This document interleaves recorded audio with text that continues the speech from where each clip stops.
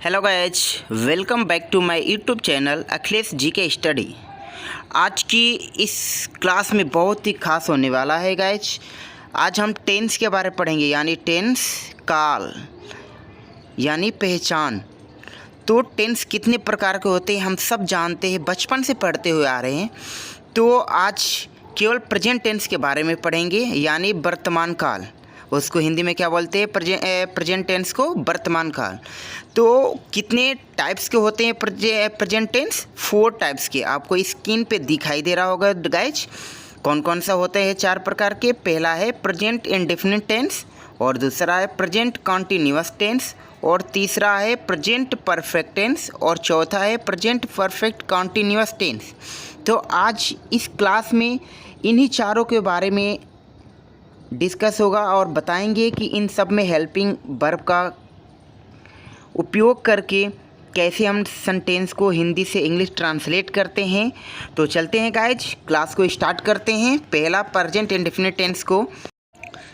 बच्चों, present tense का पहला जो टाइप्स है प्रेजेंट इंडेफिनिट टेंस।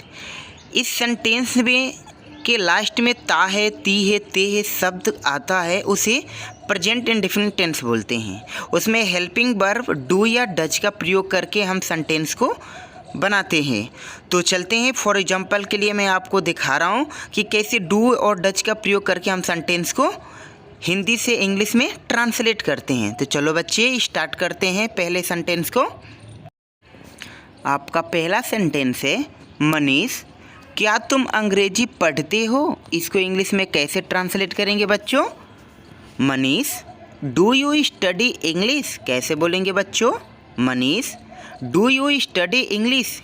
यहाँ पे हम हेल्पिंग वर्ब डू का प्रयोग किए हैं। डू का प्रयोग इसलिए किए हैं बच्चों क्योंकि ये तुम अंग्रेजी पढ़ते हो, यानी तुम ज़्यादा भी लोग हो सकते हैं, 2 भी, 3 भी, 4 भी लोग होते हैं। तुम डू का प्रयोग तब करते हैं जब ज़्यादा लोग होते हैं, और डज का प्रयोग तब करते हैं जहाँ पे हम सिंगल होते हैं, केवल वह या आप, वहाँ पे डज का प्रयोग करते हैं।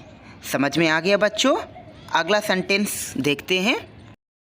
आपका अगला सेंटेंस है, श्यामल हाँ। उसको इंग्लिश में कैसे ट्रांसलेट करेंगे बच्चों? Shyamal yes I do. कैसे बोलेंगे बच्चों? Yes I do. आपका अगला सेंटेंस है, मनीष क्या लता तुम्हारे घर आती है? उसको इंग्लिश में कैसे ट्रांसलेट करेंगे बच्चों? Manish does Lata come to your house? कैसे बोलेंगे बच्चों? Does Lata come to your house. यहाँ पे डज का प्रयोग किए हैं। क्यों किए हैं बच्चों? क्योंकि लता क्या है? तुम्हारे घर। लता सिंगल लड़की है, तो सिंगल के लिए कभी भी हम डज का प्रयोग करते हैं, और सिंगल से ज़्यादा यानी 2, 3, 4 होते हैं तो हम डू का प्रयोग करते हैं, जो अभी नेक्स्ट हम सेंटेंस में आपको बताए थे। समझ में आ गया बच्चों? डू डज का प्रयोग कब और क्यों और कैसे करते हैं। आपका अगला सेंटेंस है, श्यामल हाँ वह कभी कभी आती है। उसको इंग्लिश में कैसे ट्रांसलेट करेंगे बच्चों? श्यामल यस सी कम्स समटाइम्स। कैसे बोलेंगे बच्चों? श्यामल यस सी कम्स समटाइम्स। आपका अगला सेंटेंस है, मनीष क्या दूसरे मित्र भी तुम्हारे पास आते हैं? उसको इंग्लिश में कैसे ट्रांसलेट करेंगे बच्चों? Manish do other friends also come to you? कैसे बोलेंगे बच्चों?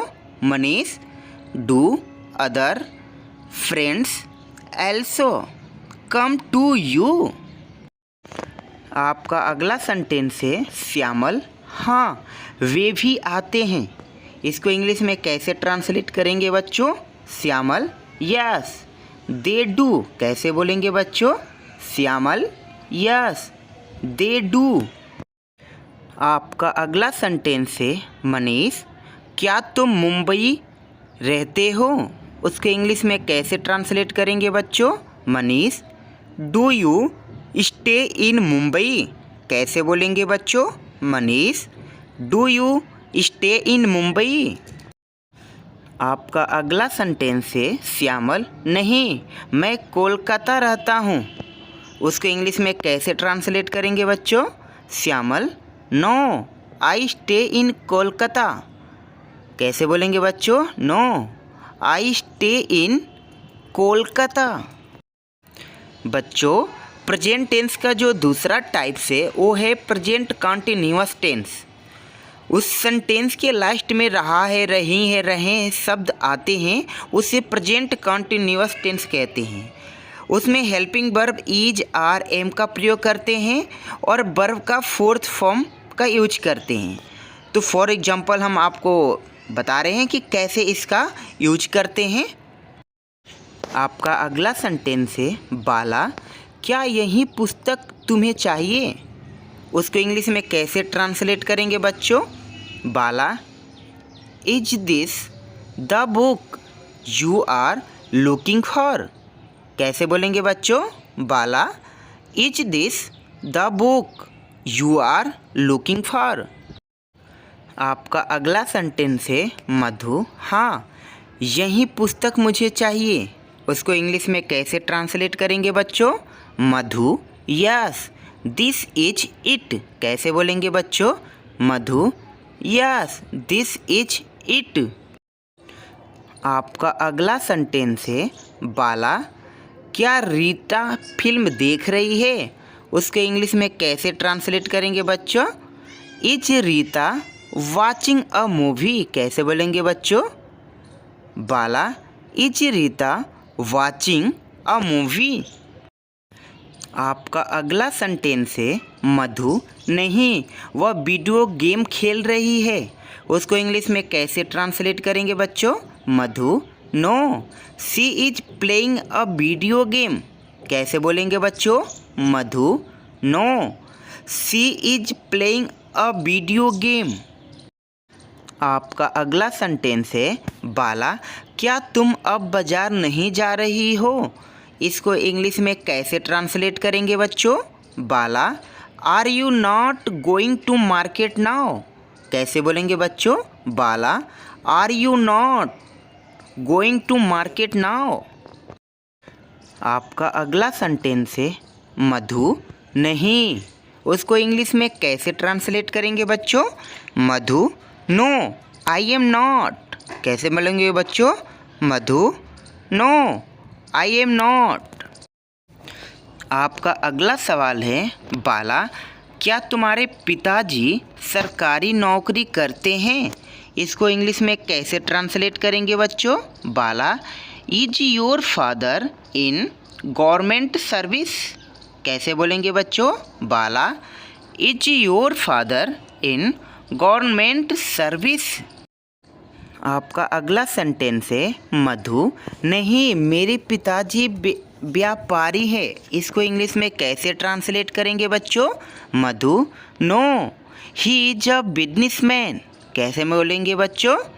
No he is a businessman. आपका अगला सेंटेंस है, बाला क्या तुम्हारा भाई किसी परीक्षा की तैयारी कर रहा है? उसको इंग्लिश में कैसे ट्रांसलेट करेंगे बच्चों? Bala, is your brother preparing for some examination? कैसे बोलेंगे बच्चों? Bala, is your brother preparing for some examination? आपका अगला सेंटेंस है, मधु हाँ वो IAS परीक्षा की तैयारी कर रहा है। उसको इंग्लिश में कैसे ट्रांसलेट करेंगे बच्चों? Madhu, yes he is preparing for the IAS examination. कैसे बोलेंगे बच्चों? Madhu, yes he is preparing for the IAS examination. बच्चों प्रेजेंट टेंस का जो तीसरा टाइप है वो है प्रेजेंट परफेक्ट टेंस। इस सेंटेंस के लास्ट में चुका है, चुकी है, चुके हैं शब्द आते हैं, उसे प्रेजेंट परफेक्ट टेंस बोलते हैं। उसमें हेल्पिंग वर्ब हैज या हैव का प्रयोग करते हैं और वर्ब का थर्ड फॉर्म का प्रयोग करते हैं। तो आइए इसका अगला सेंटेंस देखते हैं। अगला सेंटेंस है, मोहन क्या तुम उसके घर गए थे? उसको इंग्लिश में कैसे ट्रांसलेट करेंगे बच्चों? Mohan, have you go to his place? कैसे बोलेंगे बच्चों? Mohan have you go to his place. इसमें हेल्पिंग वर्ब हैव का प्रयोग किए हैं बच्चों, क्योंकि यहाँ पे तुम आया, तुम यानी दो से अधिक लोग हैं, इसलिए यहाँ पे हेल्पिंग वर्ब हैव का प्रयोग किया। आपका अगला सेंटेंस है भानु नहीं अभी मुझको जाना है। उसको इंग्लिश में कैसे ट्रांसलेट करेंगे बच्चों?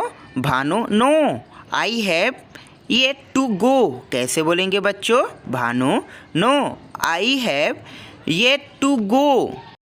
बच्चों प्रेजेंट टेंस का 4 टाइप होते थे, हमने आपको बताया 3 टाइप्स आपको इस वीडियो में बता चुके हैं। और जो लास्ट टाइप है वो है प्रेजेंट परफेक्ट कॉन्टिन्यूअस टेंस। इस सेंटेंस के लास्ट में रहा है, रही है, रहे हैं शब्द आते हैं और प्लस समय दिया हो। समय यानी मैं ये काम सुबह से कर रहा हूँ, उसमें क्या है? समय दिया हो। मैं कल से सुबह से ये काम कर रहा हूँ, सुबह से यानी ये मेरा समय दिया है। और इसमें हेल्पिंग वर्ब का प्रयोग करते हैं, has been, have been, plus verb का 4th फॉर्म का प्रयोग करते हैं। और समय के लिए सिंस या फॉर का प्रयोग करते हैं। निश्चित के लिए सिंस का प्रयोग करते हैं और निश्चित समय के लिए हम फॉर का प्रयोग करते हैं। तो आइए सेंटेंस बनाकर आपको दिखाते हैं। आपका अगला सेंटेंस है श्याम तुम सुबह से क्या कर रहे हो। इसको इंग्लिश में कैसे ट्रांसलेट करेंगे बच्चों? Shyam what have you been doing since morning. बच्चों इसमें मेरा जो समय दिया है सुबह से, सुबह से क्या है? ये मेरा समय है। तो सुबह से हम इसको क्या है? सुबह से मुझे ये पता है कि हम सुबह से ये काम कर रहा हूँ, तो उसमें निश्चित है कि हम सुबह से ये काम कर रहा हूँ। तो निश्चित के लिए हम बताए बच्चों आपको कि सिंस का प्रयोग करते हैं। क्या करते हैं? सिंस का। और जो हमें पता नहीं है कि हम कब से वो काम कर रहे हैं, उसमें हम फॉर का प्रयोग करते हैं। समझ में आ गया बच्चों?